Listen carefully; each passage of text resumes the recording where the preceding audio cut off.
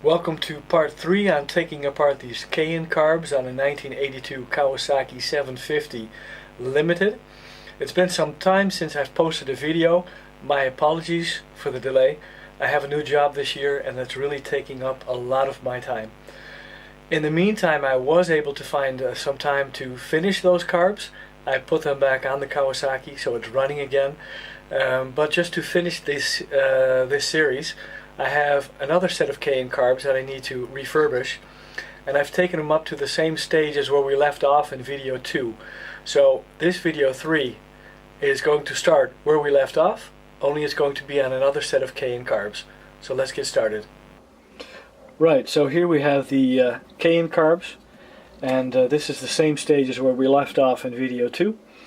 And at this stage, before taking apart further components, I would actually start making some photographs for yourself, just to document them and help you in putting the carbs back together if you don't have another set of carbs as a reference.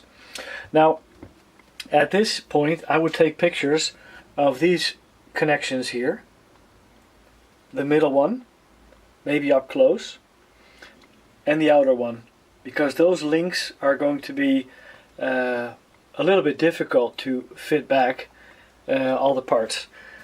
The other side of the carb I would also photograph.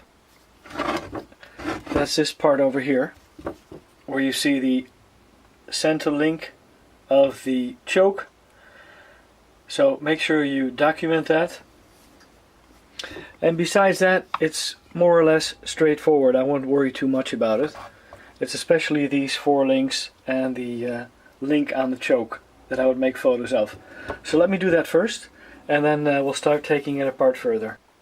Let's start off by taking out these butterfly choke parts, 4 of them of course, each connected to 2 Phillips heads, small screws. They're very short. Again here, take caution that you have the right Phillips head screw that really fits snug into these screws. And I have it here lying flat on a sturdy base, so you can again apply enough down pressure when you turn or when you loosen the screws. It's a little bit of an awkward angle to film at while I'm busy, so I'll do my best. Well, I actually tried 6 Phillips head screwdrivers that I have, and one really fits very nicely. So again, make sure you have the right one, apply some down pressure, turn to the left, and you'll feel some resistance in these screws. They're not just going to easily screw out. As you can see here, all the way till the end, they really fit tight. Again, put them away immediately so you don't lose them. Take out the second one, which I already loosened. That's all there's to it, so let me do the other 6 and get back to you. Here you see I've taken out all the screws in the butterfly valves of the choke, and now very easily, one by one, you can take them out. Now again, remembering which carb you're taking it out.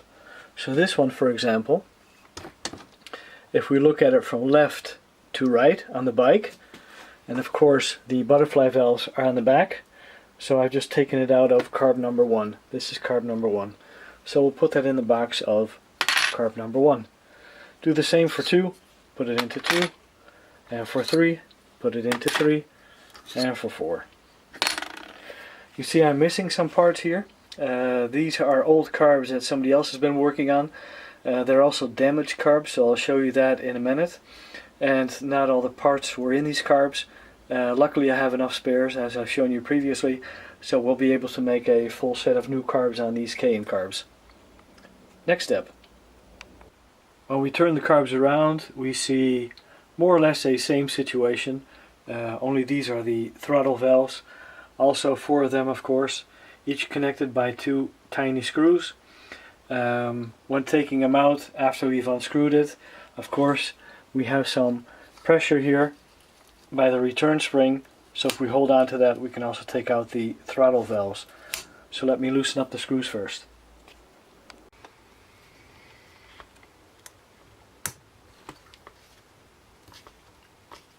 Again, you will feel resistance the whole way, so don't forget to apply the down pressure continuously until it really loosens, otherwise you might damage the screw.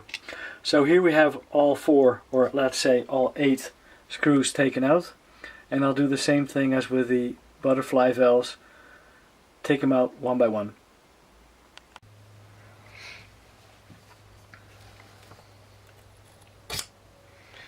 This is actually carb number 2. This is carb number 1. This is carb number 3. And carb number 4. That's it. Now we've taken out all the valves. Right. Now the next stage, and you see a number of these bolts have already been taken out, we're going to take off these 2 brackets that hold all 4 carbs together. So let me get started on this, and you know, it has a Phillips screw head, but it also has, I think it's a 10 mil wrench connection.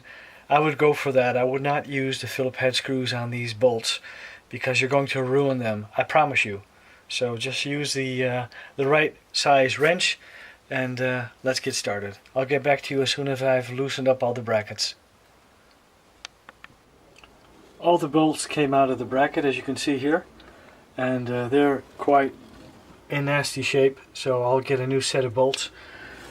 While we're doing this anyway, before we put it back together, just put on new bolts. Something that's going to be challenging putting them back together, and I'll explain that later on, is actually aligning these 4 carbs again with these 2 brackets. One bracket on one side and one bracket on the other side. Why am I saying that? Because this system here for the choke valve is very delicate, and it has to be lined up as square as possible, otherwise you're going to have issues with your choke valves. I've already experienced that, and it takes some time to make sure that when you put it back together you have the 4 adjusted exactly square. So let's take off this bracket here. Comes off, no issue whatsoever. Also looks quite nasty, so that needs some work done to it. So this is the reason also why I'm taking apart the whole carb. You can't work on this bracket if you don't take it off. It just doesn't, it's not going to happen. And so these carbs need to be taken apart anyway, and one of the carbs is actually ruined by the previous owner, so I have to exchange that for another carb. So I had to take these apart anyway. So let's go to the other bracket. On the other bracket, the bolts lie somewhat deeper in this bracket, so they're more difficult to get at. And for this purpose, I prefer to use this 10 millimeter pipe to take out these bolts on the other bracket. It just works a lot easier.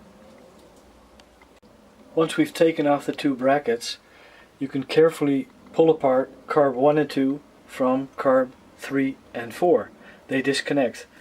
Do be careful here though, we have a return spring mechanism for the choke valve that stays connected to this little lever here. So make sure that you do that carefully so you're able to disconnect it. But besides that, here we have a dual set of 2 carbs. Next step. Well, after that the carbs can pull apart quite easily. Here we still have the connected carb 1 and 2. A loose carb 3 pulled apart from carb 4, and again make sure you don't lose anything. Here I just dismantled a few parts from carb 1, which you can easily take out. Just make sure that you look how it's taken out and try to remember how to put it back in, or otherwise make a photo of it. Now here we have carb 4, which is now empty. Everything has been taken out. So these can now be cleaned. And let me take apart the other carbs. Here we have carb number 3, and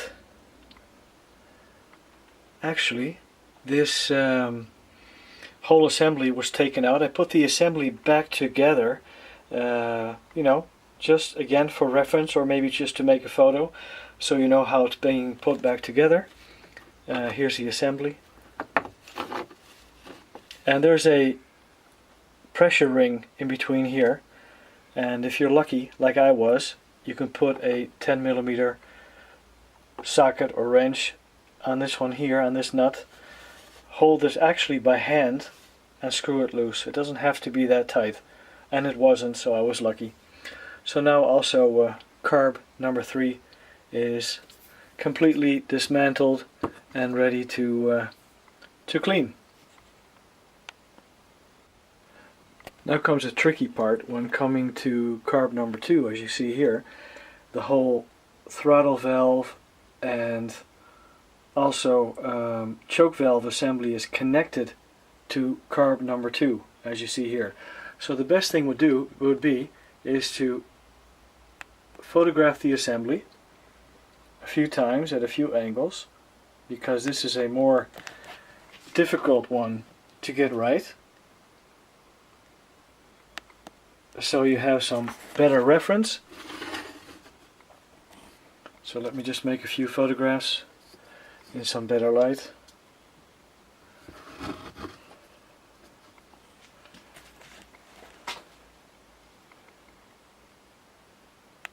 There we have it. Just to make sure that we get this right when putting it back together. I can always reference the diagram, but it's easier to do it in one go and use some of your photos as a reference. Now with regards to carb number 1, the most difficult to get loose is where the nut here, actually, I don't see if you can, let me get it in better focus. The nut that is actually connected to the throttle, or sorry, the choke lever, this one here, is really fixed. It has a washer which has been bent upwards to prevent it from coming loose by itself, and this has been on the outside of the carb, so it's been on there for quite some time. That is a challenge to get loose. So actually I fixed the carb on the bench, and I used a pair of pliers and really tightly squeezed, and was able to break this nut loose even though the washer was still bent up. It was just actually more easy than I thought, or easier than I thought. So here you see it, I've gotten it loose, but it is the most difficult one on the whole carb. Right, just a few tips. First of all, when I take apart part of the assembly, I put it back together as it came apart for reference purposes, as you see here. Again, all parts, be careful. Here's a very tiny ball bearing that fell out that fits into the assembly, easy to lose, and even the lever was still difficult to completely get off. It was so corroded also, as you can see here. There's a lot of cleaning up to do. So here you see the assemblies. There's still an assembly on carb number 2 I have to take off. So I can now take apart carb 1 and 2, take off the last assembly, and then next video will be cleaning the parts.